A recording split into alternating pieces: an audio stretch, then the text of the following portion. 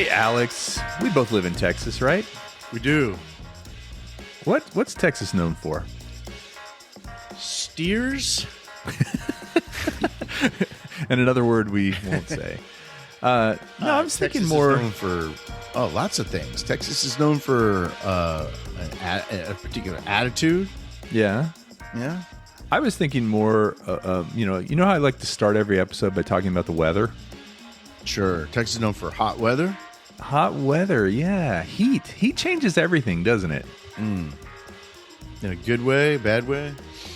I don't know. That's really up to you. What do you think? Does it change? Does heat change things in a good way or a bad way? When you don't live here, all you want is to be in warm weather. And then when you do during the winter. All you do is complain here about the weather. Like it's brutal in the summertime. But you know what we do good in Texas? We air condition things. We do. We're very good at that. I mean, you need to bring if you're not from Texas, let me just paint you a picture of what the summer is. You need to bring a jacket wherever you go because anytime you're going indoors, it's going to be 67, 66 degrees. Yeah. Restaurants. And then you'll sweat on the way to the car. You'll have to take a shower, particularly in Houston where it's super humid. Yeah. Not so much in like Lubbock where it's just going to be 105, but not humid. But yeah, I mean, the summertime, but you know what? We just don't go outside much in the summer. Just like in the north, you just don't go outside in the winter. Just kind of flip. Yeah. Or you got to bundle up. Well, you've kind of teed up my dead end really well for me.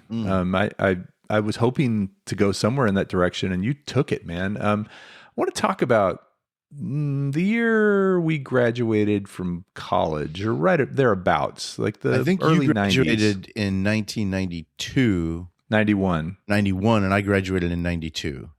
Yeah. This was a time in Texas when things were hot, and like you said, you might need a jacket, but you might also want to go to the club. Remember going to the club in college? You know, go down to the club. Which club were we talking about here? You know, Liberty the music Lunch? Club, the dancing club, the party club, all those places. I think Liberty Lunch is the only place that you used to go. Yeah, that was kind of a music club. And you know, if you weren't wearing your Black Flag t-shirt or your Husker Du t-shirt, you might be wearing something that was more fashionable back then. Are you going to say a members only jacket? You might be wearing a members only jacket. You mentioned jackets, but I wouldn't wear that to Liberty Lunch. Under the members only jacket, you had a t-shirt, and it was a special kind of t-shirt because when people start slam dancing and bouncing around in Liberty Lunch, it would get hot. And this shirt did something amazing. Do you remember these shirts? When you would get hot, they would change colors. I don't even know what you're talking about. Hypercolor clothing. I've never heard. You're making this up. No, Alex. It was an early 90s thing. There was a Seattle-based company called Genera Sportswear, and they used thermochromic pigments, and it would change your color of your shirt from blue to pink or purple. I've never heard this in my life. I know this was massive. I know the spoons that change color, like at a yogurt place. Same technology. Same thing, but this was the shirt. Changes colors when your beer is cold. Yeah. Same technology. Well, we weren't 21 back then, so we wouldn't know about that. But what I'm talking about is hypercolor clothing. So it was a staple of 1990s mall fashion, not fall. Well, fall fashion too, because you know it was cold outside, and so. But what would happen? Good enough, I guess. Did any of our friends have these? Oh yeah. These were very punk rock and very theater and very band. I actually don't know, but let me just. Did you ever have one? Just to prove to you that this was a real thing, I'm going to play you a commercial from Genera. I thought you were going to say I'm wearing one right now. Watch, and I'm starting to sweat. No, let me like play human this. Chameleons. Let me play this commercial for you. All right. Know what? Heat makes it happen. Hypercolor clothing changes color with heat. Definitely in the 90s. Only by Genera. Like this. Got it? Yeah, so Hypercolor they used these chromatic or chromic pigments that would change color. It was put into the fabric itself. The thing was that while the commercials made it look really cool, so some things they would do in the commercials, they would take a hair dryer and draw a smiley face in the shirt, and it would change color into with the heat of a hair dryer, and then they would put it on. Or someone would take their hand and put it on the shirt, and it would make a handprint. Or they would do these things to make it hot. But you know what really happened when people wore these things? The underarms changed colors. Oh, because of sweat? And that was it. Yeah. Wherever you were sweating, you just basically had these color sweat lines that would go across. That's terrible, especially at a club. Yeah, and it's weird because in this, if you search for Hypercolor shirts commercial, you'll see it. These people are all dancing, but that's not happening in the commercial. But in real life, this was a big drawback. Were they breathable? Like, were they nice material, like moisture wicking material, or were they like polyester where they make you sweat? I think they were more of a polyester thing, and so they were made by a Japanese chemical company. And they really would only change to two colors, right? So if they were pink, they would change blue. If they were blue, they would change purple. It was kind of a purple-pink. I think that's how those spoons are too. Yeah. I think that was the only color that really worked with this. But the other problem with them was they were very fragile. So if you put them in the dryer, if you laundered them too many times, they would start to not work anymore, start to fail. I do think they were hot. I don't think they were very breathable. But it was kind of this little flash in the pan. And if you heard that music in that commercial, what did it sounded like? That sounded like CNC Music Factory.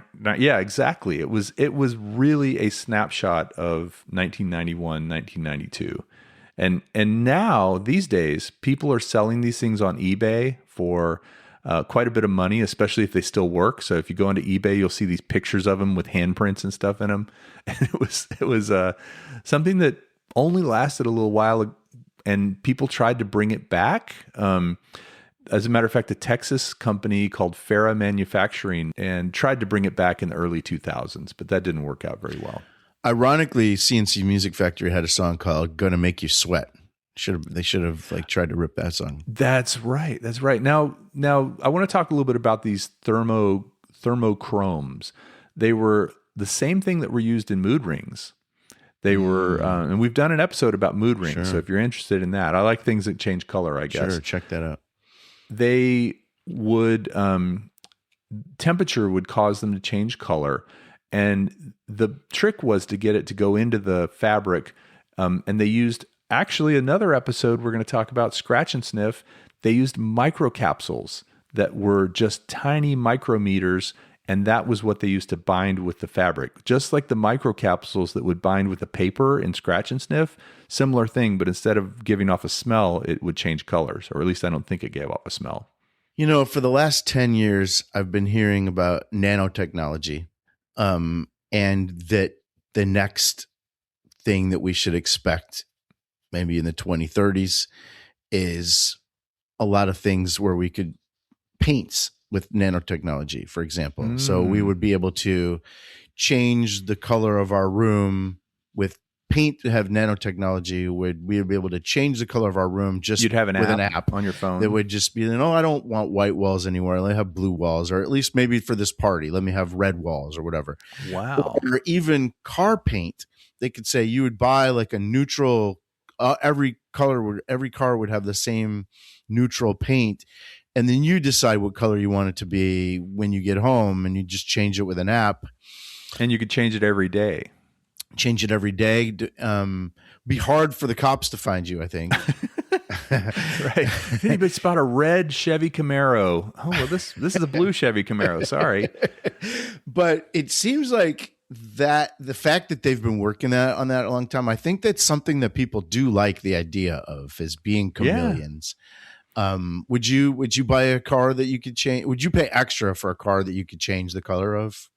I mean, first of all, it depends on how much extra, and number one, and number two, it would depend on if this was a midlife crisis car, absolutely. If I haven't had one of those yet. Have you bought a midlife crisis car? No, but I think about, I think I've heard is it true I don't know if this is true. If you're an insurance person, let us know. But I've heard that like red cars have higher rates, have higher insurance rates. I know they get more tickets, but I don't know if they have higher rates. That might just be a urban legend. But it would be interesting that like, would you make your car, or how about a car that changes color as it gets faster? It gets more red. and these little flames come on the side, like little color painted flames. Yeah, here is a practical solution for this. Not only for cars, but maybe for clothes as well. White and lighter colors reflect more heat, and then darker colors absorb more heat. Right. Oh, so you can't go outside in black in Texas. Yeah, but in the winter or in the summer, you change your car white, you reflect heat, and then the winter, when it's really cold, you change it black and it absorbs more heat. Or just instead of washing it, you just change colors of the car. Brown, color of mud or dirt. Yeah, did you wash your car? It looks great. No. What about paint, like house paint? Would you? I think that would be a premium for that. So as you know, I do video production for a living. It would be cool to have a setup where you could have a different background color, right, for your videos. So one day, the color is light blue for this client, but we already sort of have that with LED lights, right? So you can shine LED lights on a gray or a white wall, and it'll take that color. So, but you have to have the lights there. That's the trick. Do you remember? It's been a long time, but I know this never really took off. It's that glass that has some sort of particles and charge in it, and there's a button you push, and it electrifies it, and then it becomes opaque, or you can make it clear. A lot of windows have those, like in nice apartments, hospitals, or offices have them. Yeah, that's cool. Well, I mean, I'm all for the nanotechnology and changing colors, but the thing was, maybe this was an idea that was ahead of its time. I think it was.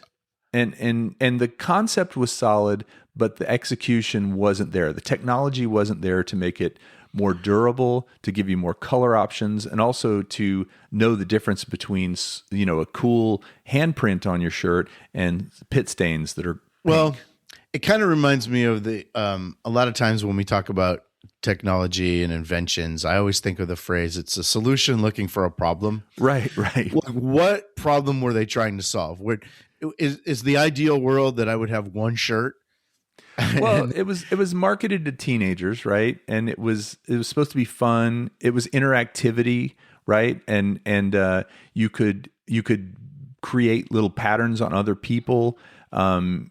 And it was like pet rocks. It was kind of just a little flash in the pan obsession that people had for a while. So who was into this? You're making it sound like it was the rave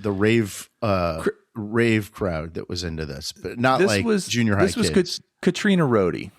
Katrina Rhodey had these shirts. Shout out to Katrina Rhodey. It was a certain maybe you market this to like elementary school kids who don't have as many pit stains. I don't think. I'm going to tell you why I don't think it was marketed to elementary school kids. No, I'm going to play another. I'm saying it should have been. Well, let me play this other commercial for you. And this commercial, you can't see the visuals, but you're going to hear the audio, and you can just imagine what's going on, and then I'll tell you what was actually going on when you hear it.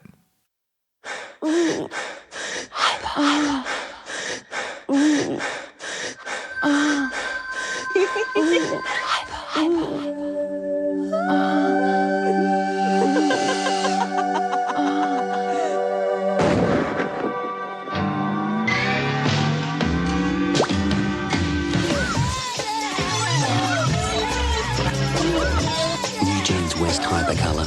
Wear it to believe it. So this was the Australian version of Hypercolor.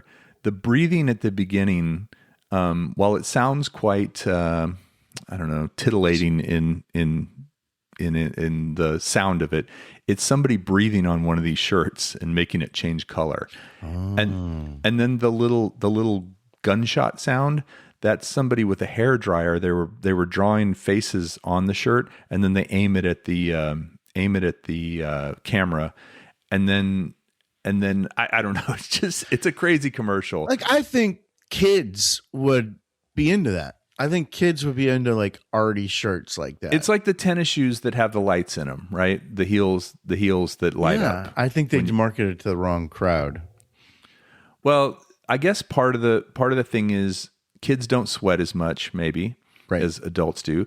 Kids might also not care about ironing the shirt, and so they might be a little more okay with wrinkles. And so was it shiny? Was it a shiny shirt? No, it was. I'm trying to muted. figure out what it looked like. It was muted. It was almost like a tie-dye. It looked almost like a tie-dye shirt because when it changed colors, you had different colors, but there weren't sharp lines. I think the reason the commercial shows people using a hairdryer to draw is because that made sharp lines. You could draw a face in it or something. Otherwise, if you're just wearing it, it just kind of was like one color on your belly, one color on your back, one color on your arm, kind of maybe like faded. I'm thinking too practically, like a shirt that could change color. Like if you had a white dress shirt that you could make blue, that seems like there's a market for that. But you're talking about this shirt as like a fun interactive novelty kind of like a tie-dye. I'm kind of thinking it more practically. Well, it wasn't practical at all. It was doesn't sound like it. No. Genera Sportswear, they had this massive hit on their hands in 1991, but they couldn't really keep up with the demand at that year. So they tried to build more inventory, build more capacity to make these things, more chemical plants, more mills, more whatever it takes. What do they call places where you make shirts? Textile mills or textile. Yeah. And then when they finally got all their infrastructure together, the trend was over. And then they weren't able to, so they had to Genera filed for Chapter 11 bankruptcy in 1992, July of 92, like just 2 years after this thing had really. This might be the shortest dead end we ever had. Yeah, it really was. So Genera still has a brand, like that brand was bought by several other companies, and there's a contemporary women's brand called Genera, but the Hypercolor shirts really aren't seen anymore. Where they use them is, like you said, spoons, coffee mugs, and mood rings. That's where that technology has ended up. But I do hope it ends up on the outside of a car. I would, in answer to your question, I've thought about it. I would buy a car like that. Different technology. Not the same. Better, right? But, who says that technology is better? Because we were talking about this the other day. Have you seen those two pictures of the moon that were taken in like 1972, and then one was just taken by Artemis? Yeah. The one from 72 looked better, right? That's because it was the Earth rise and the other one was the Earth set. Yeah, I know. But still, I'm just saying technology doesn't always get better. Yeah. That's the takeaway from all this. That's an old man talking. If you ever owned a Hypercolor shirt, especially a Genera Sportswear one, let us know. Send us a picture of yourself. And here's bonus. I'd be surprised if we got any of this. If you had a Hypercolor shirt and you did a glamour shot in it, send us those. I think the only other time we had a dead end that one person had never heard of was the X-ray shoe fitter. Oh, now we both have one. Nice. Yeah. That was a lot more niche and before my time. I'm really surprised you hadn't heard of Hypercolor because you had parachute pants, right? I think I had. Come on, you've told me before you had some. I think I had parachute adjacent pants. They weren't. I think at the time, if I said, "Look at my parachute pants," a real one would say, "Those aren't parachute pants, dude. Those are ripoffs. Those are Hypercolors." Yeah, they were like parachute cargo mashup. Why are the pants blue and your crotch is pink? Zippers, right? Yeah, what a terrible invention. Really. I've never heard the phrase parachute adjacent, by the way. That's if you're jumping out of a plane, you don't want parachute adjacent. You want parachute. They weren't pant adjacent. They were parachute adjacent. So. I'm saying if you're jumping out of a plane, you want the real thing. All right. Well, that's Hypercolor clothing. You can still find them on eBay. There's a lot of people who will even make videos demonstrating them. if you are into it, send us a note, not@dirtmapcity.com. We'll be back next week with another interesting dead person. And Alex, always good to see you. See you next Thursday. Right. Bye.